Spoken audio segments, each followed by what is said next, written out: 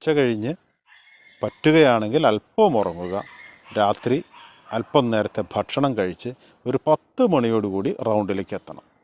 റൗണ്ടിലേക്ക് എത്തിക്കഴിഞ്ഞാൽ ചെറുപൂരങ്ങളൊക്കെ വന്നു തുടങ്ങിയിട്ടുണ്ടായിരിക്കും. ആ ചെറുപൂരങ്ങളൊക്കെ കാണണം എന്ന് നിർബന്ധമുള്ളവർക്ക് അവിടെ പോയി ഒന്ന് ഓടിച്ചു നോക്കാം. അല്ലെങ്കിൽ നേരെ തെക്കേ മഠത്തിലേക്ക് ചെല്ലുക. അവിടെ മഠത്തിൽ വരവ് രാത്രി പൂരം തുടങ്ങാനുള്ള ഒരുക്കങ്ങളായിട്ടുണ്ടായിരിക്കും.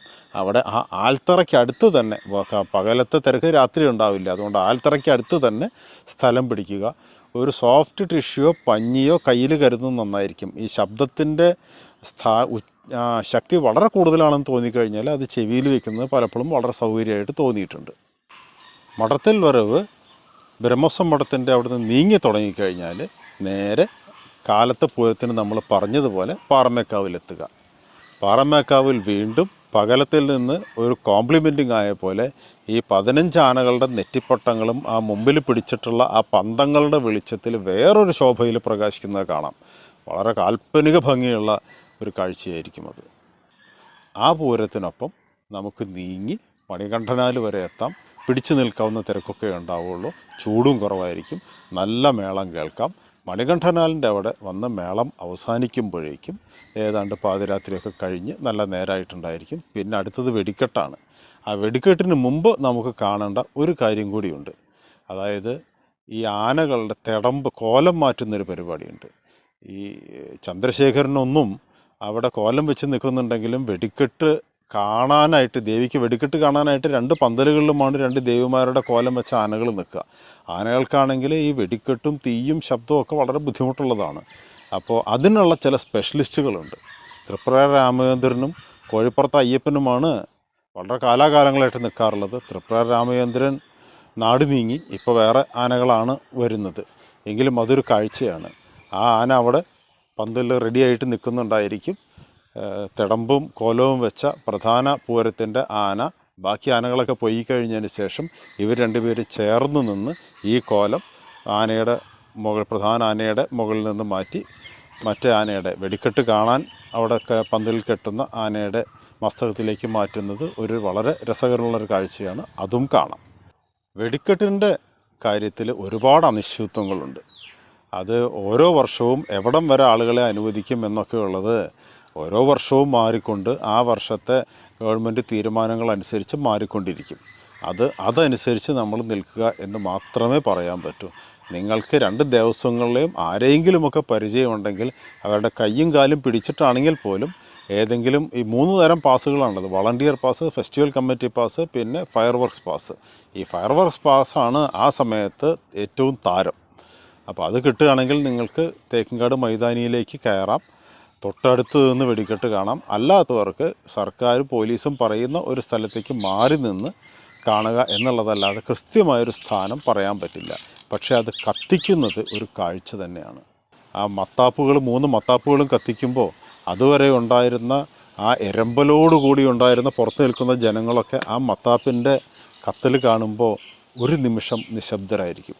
ആ പരിപൂർണ നിശബ്ദതയിൽ ആ വെടിക്കെട്ടിൻ്റെ പ്രധാന കോൺട്രാക്ടറോ അദ്ദേഹത്തിൻ്റെ അനുയായിയോ ആ കത്തിക്കാനുള്ള പന്തമെടുത്ത് കൊളുത്തി ആ തുടക്കത്തിലേക്ക് നീങ്ങും.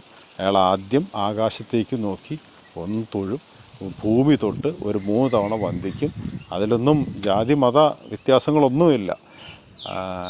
എന്നിട്ട് വളരെ ഭവ്യതയോടുകൂടി ചെന്ന് ആ തീ കൊടുക്കുമ്പോൾ പൊട്ടുന്നത് ഒരു അഗ്നിപർവ്വതമാണ് പൊട്ടുക.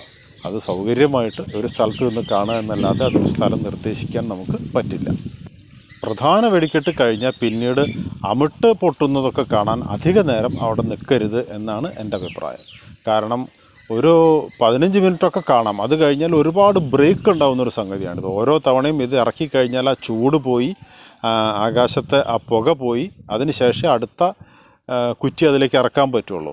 അപ്പോൾ അതൊരുപാട് സമയം പിടിക്കും. പിന്നെ അവിടെ നിൽക്കുന്നതിൽ അർത്ഥമില്ല. നിങ്ങൾ രാത്രി മുഴുവനും പൂരം കണ്ടിട്ട് ഒരു അല്പം ക്ഷീണമൊക്കെ ആയിട്ടുണ്ടായിരിക്കും. വേഗം വീട്ടിൽ പോവുക, വിശ്രമിക്കുക, ഉറങ്ങുക. പിറ്റേന്ന് രാവിലെ ഒരു 10 മണിയോടെ വീണ്ടും സ്വരാജ് റൗണ്ടിലെത്തുക. പകൽപൂരം മണികണ്ഠനാലിൽ നിന്ന് പാറമേക്കാവും, നായ്ക്കനാലിൽ നിന്ന് തിരുവമ്പാടിയും കയറി വരുന്നതായിരിക്കും. അതിഗംഭീര മേളായിരിക്കും. സ്ത്രീകൾക്കും കുട്ടികൾക്കും തദ്ദേശീയരായ ആളുകൾക്കുമൊക്കെ സൗകര്യമായിട്ട് പൂരം കാണാൻ പറ്റുന്ന ഒരു സമയം അതാണ്. രണ്ട് പൂരങ്ങളും കയറി വന്നു തുടങ്ങിക്കഴിഞ്ഞാൽ ശ്രീമൂലസ്ഥാനത്തിൻ്റെ അവിടുന്ന് നടുവിലാൽ ഭാഗത്തേക്ക് അല്പം ഇറങ്ങി സൗകര്യമായിട്ടൊരു സ്ഥലത്ത് ഇരുന്ന് കഴിഞ്ഞാൽ രണ്ട് മേളവും നമുക്ക് ആസ്വദിക്കാം. രണ്ട് പൂരങ്ങളും വേണ്ടപ്പോഴൊക്കെ പോയി കാണുകയും ചെയ്യാം. മിക്കവാറും പാറമേക്കാവിൻ്റെ മേളമാണ് ആദ്യം കഴിയുക. അത് കഴിയുന്നതോടുകൂടി വടക്കുംനാഥൻ്റെ ഉള്ളിലേക്ക് വീണ്ടും കയറാം, കുറേ നേരം വിശ്രമിക്കാം. തിരുവമ്പാടിയുടെ മേളം തീരാറാവുമ്പോൾ വന്ന് ആ മേളത്തിൻ്റെ കലാശവും കൂടി വേണമെങ്കിൽ കാണാം. രണ്ട് പൂരങ്ങളും കഴിഞ്ഞാൽ ആളുകളെ ശ്രീമൂലസ്ഥാനത്ത് നിന്ന് ഒഴിപ്പിക്കും. കാരണം പകൽപൂരത്തിൻ്റെ വെടിക്കെട്ടാണ്. പണ്ട് നമ്മൾ ഒരു കാര്യം ചെയ്യാറുണ്ട്. ഈ പൂരം ഏതാണ്ട് അവസാനിക്കാറായി എന്ന് തോന്നുമ്പോൾ വടക്കുംനാഥൻ്റെ ഉള്ളിൽ കയറി ഏതെങ്കിലും അതിൻ്റെ ഉള്ളിലെ ഏതെങ്കിലും ഒരു മരത്തിൻ്റെ പിന്നിൽ ഞങ്ങൾ ഒതുങ്ങിക്കൂടാറുണ്ട്. അപ്പോൾ എല്ലാ ആളുകളെയും ശ്രീമൂലസ്ഥാനത്ത് നിന്ന് ഒഴിപ്പിച്ച് കഴിഞ്ഞാൽ, എല്ലാവരും പോയി കഴിഞ്ഞ് പോലീസിൻ്റെ ആ ഒഴിപ്പിക്കൽ പ്രക്രിയയൊക്കെ പൂർണ്ണമായി കഴിഞ്ഞു എന്ന് തോന്നിക്കഴിഞ്ഞാൽ പതുക്കെ ആ മരത്തിൻ്റെ പിന്നിൽ നിന്ന് പതുങ്ങിയിരിക്കുന്നിടത്ത് പുറത്തു വന്ന് ശ്രീമൂലസ്ഥാനത്തേക്കൂടെ പടിഞ്ഞാറേ നടയിൽ കൂടെ നമ്മൾ പുറത്തു വന്ന് അപ്പോൾ ഉള്ള ആ കമ്മിറ്റിക്കാരുടെയും പ്രസ്സുകാരുടെയും ഒക്കെ ഇടയിൽ നമ്മൾ പതുക്കെ കയറി കൂടി രണ്ട് സ്ഥലത്തെ മേളം സൗകര്യമായിട്ട് കാണാറുണ്ട്. അതൊക്കെ ഭാഗ്യം പോലെ പരീക്ഷിക്കാവുന്നതാണ് എന്നേ പറയാൻ പറ്റൂ. അല്ലെങ്കിൽ ആ MG റോഡ് ഭാഗത്തേക്ക് ഇറങ്ങി നിന്ന് രണ്ട് വെടിക്കെട്ടുകളും കണ്ട ഉടനെ കയറി വരണം. കാരണം അപ്പോഴാണ് ഉപചാരം ചൊല്ലൽ നടക്കാൻ പോകുന്നത്. എത്രയും പെട്ടെന്ന് ശ്രീമൂലസ്ഥാനത്ത് എത്തുക. അപ്പോൾ വടക്കുംനാഥൻ്റെ ഗോപുരത്തിൻ്റെ നേരെയുള്ള ആലിൻ്റെ അവിടെയുള്ളൊരു ഭണ്ഡാരമുണ്ട്. ആ ഭണ്ഡാരത്തിൻ്റെ പിന്നിലാണ് അതിൻ്റെ ഒരു കീ പോയിൻ്റ്. അവിടെ നിന്ന് കഴിഞ്ഞാൽ രണ്ട് ഭാഗത്തെയും തള്ളുകൾ ഈ ഭണ്ഡാരത്തിൽ പിടിച്ചു നിന്നുകൊണ്ട് നമുക്ക് സ്വയം രക്ഷിക്കാൻ സാധിക്കും.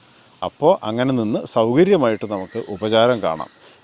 ഞാനീ പറഞ്ഞതുപോലെയൊക്കെ പൂരം വൃത്തിയായിട്ട് കണ്ടിട്ടുണ്ടെങ്കിൽ രണ്ട് ഭഗവതിമാരും ഉപചാരം ചൊല്ലി അടുത്ത വർഷം കാണാം എന്ന് പറഞ്ഞ് പിരിയുമ്പോൾ തീർച്ചയായിട്ടും നിങ്ങൾക്ക് തൊണ്ടയിൽ ഒരു കിടുകിടുപ്പ് അനുഭവപ്പെടും. കണ്ണ് നിറയുന്നുണ്ടോ എന്ന് നിങ്ങൾക്ക് തോന്നുകയും ചെയ്യും. ഇത് കഴിഞ്ഞ് രണ്ടമ്പലങ്ങളിലും പൂരക്കഞ്ഞി എന്നൊരു ഏർപ്പാടുണ്ട്. പണ്ട് വളരെ കുറച്ച് ആളുകൾ പൂരത്തിനുള്ള ഉത്സാഹികളായിരുന്ന ആളുകൾക്ക് മാത്രം കൊടുത്തിരുന്നത്. ഇപ്പോൾ അത് കുടിക്കാൻ അതൊരു വലിയൊരു ഹൈപ്പായിട്ട് അത് കുടിക്കാനായിട്ട് നൂറുകണക്കിന് ആളുകൾ ക്യൂ നിൽക്കുന്നത് കാണാറുണ്ട്. അങ്ങനെ ക്യൂ നിന്ന് കാണാൻ മെനക്കെടണ്ട എന്നാണ് എൻ്റെ അഭിപ്രായം. നിങ്ങൾക്ക് വീട്ടിലേക്ക് പോവാം. ഈ കൊല്ലത്തെ പൂരം നമ്മളെ സംബന്ധിച്ചിടത്തോളം കഴിഞ്ഞു എന്ന് പ്രഖ്യാപിക്കാം. ഇതിൽ നമ്മൾ ശ്രദ്ധിക്കേണ്ട ഒന്ന് രണ്ട് കാര്യങ്ങൾ കൂടി പറയണം.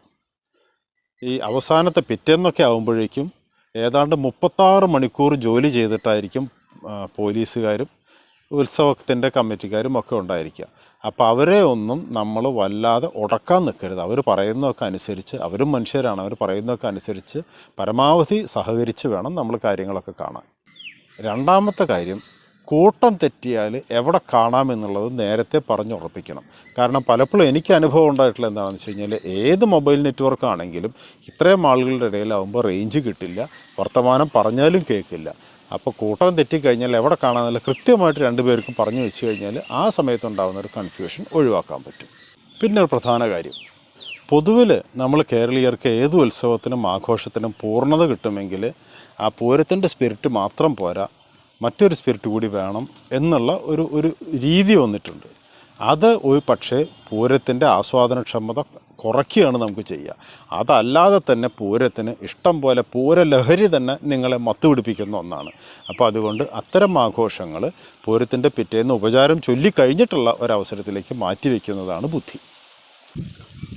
പിന്നെ പൂരത്തിന് ഒരു തരം പുരുഷാധിപത്യം കൂടുതലാണ്. ഈ വർഷങ്ങളിൽ അത് കുറഞ്ഞു വരുന്നുണ്ട് എന്നുണ്ടെങ്കിലും അത് ഒട്ടും കാണിക്കാതെ നമ്മുടെ സഹോദരിമാർക്കും അമ്മമാർക്കും കുഞ്ഞുങ്ങൾക്കുമൊക്കെ പൂരം കാണാൻ നമ്മളാണ് സൗകര്യം ചെയ്തു കൊടുക്കേണ്ടത്. അത് എപ്പോഴും മനസ്സിലിരിക്കട്ടെ. അപ്പോൾ നമുക്ക് പൂരത്തിൻ്റെ അന്ന് ഭാഗ്യമുണ്ടെങ്കിൽ പൂരപ്പറമ്പിൽ വെച്ച് കാണാം. എല്ലാവർക്കും പൂരാശംസകളോടെ വിടവാങ്ങുന്നു.